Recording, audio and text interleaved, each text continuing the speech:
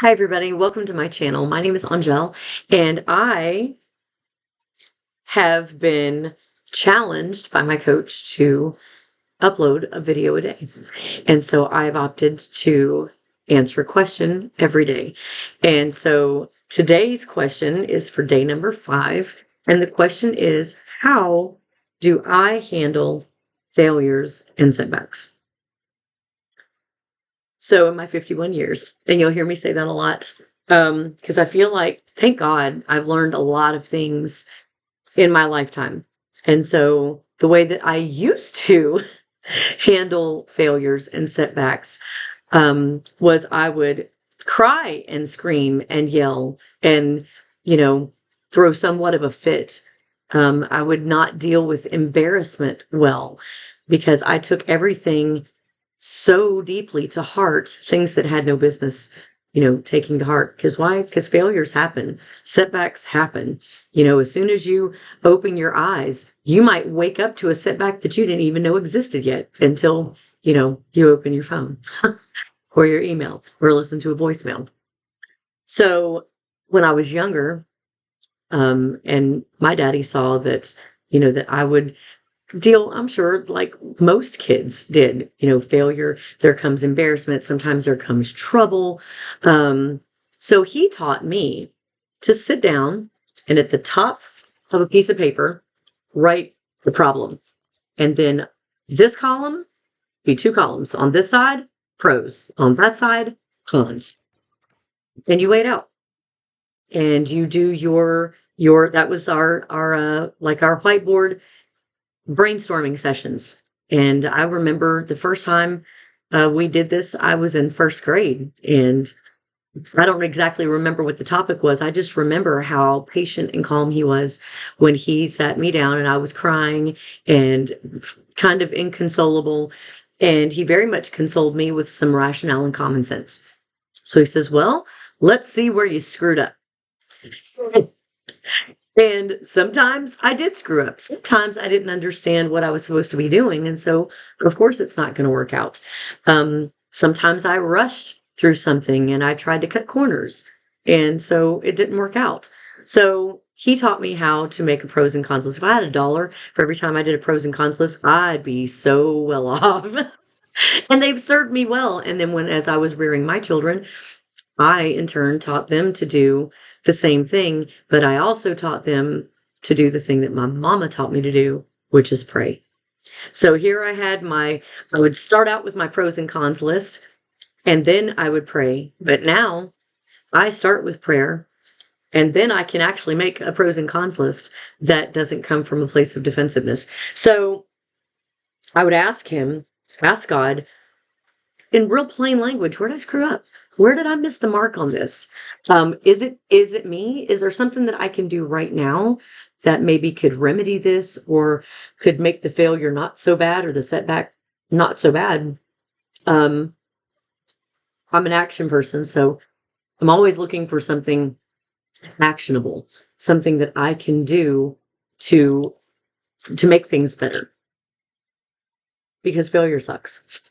I mean, it doesn't matter. You can know that you're going to fail, and you can know that failure is the launching pad for something better. And that's absolutely true. But when failure strikes, when setbacks rear their ugly head, that moment stinks.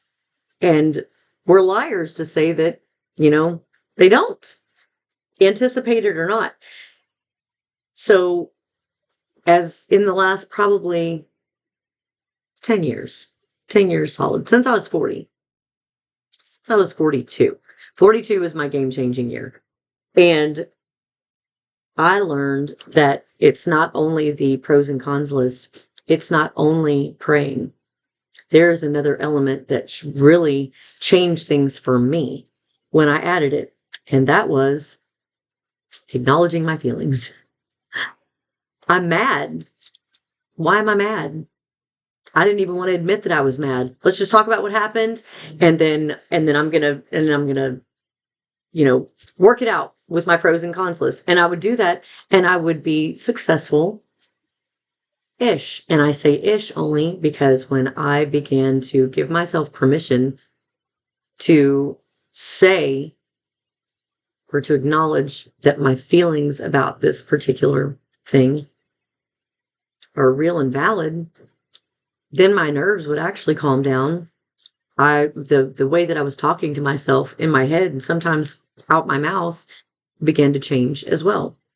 So acknowledging my feelings, writing out the pros and cons list, because then I could see clearly, see a lot more clearly, and I could learn from it.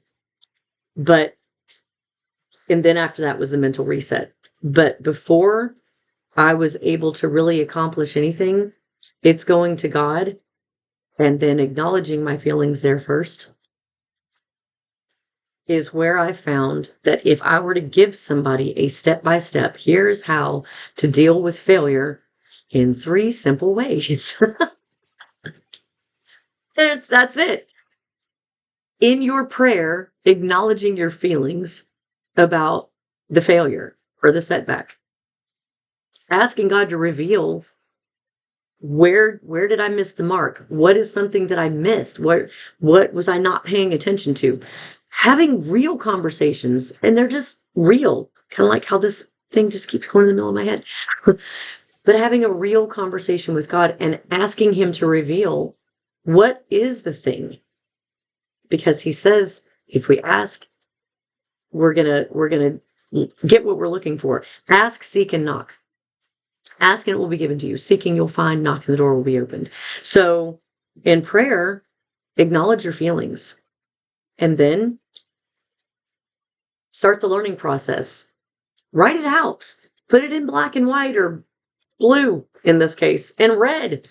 Maybe the cons should be in red if that's how your brain works.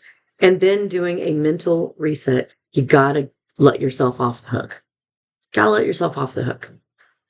And the verse that came to mind for this, which really, as I was getting ready for this particular one, and I'm reading this, I'm like, let's look up a couple of words to make this make even more sense. So you can flip your Bibles open to Romans 12:2. And this is one of my mama's favorite verses, and I love it too. But I especially love it as an older person now. That was weird to say, an older person. Be not conformed to this world, but be transformed by the renewing of your mind, that you can prove what is good and acceptable and perfect will of God. I want to do a deep dive on the liturgy of this verse later, but as a quick grab you and just look you in the face, listen to this.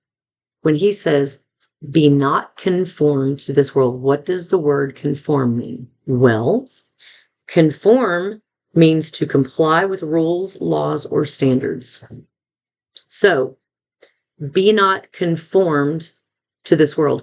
Do not comply with the standards of this world. Why? Because they're not God's standards. But be ye transformed. What does transform mean? Well, to make a thorough or dramatic change in form, appearance, or character. Be not conformed to this world, but be ye transformed. Make a thorough and dramatic change in your character. How do you do that? By the renewing of your mind. What does renew mean? It is an instance of resuming an activity or a state after interruption.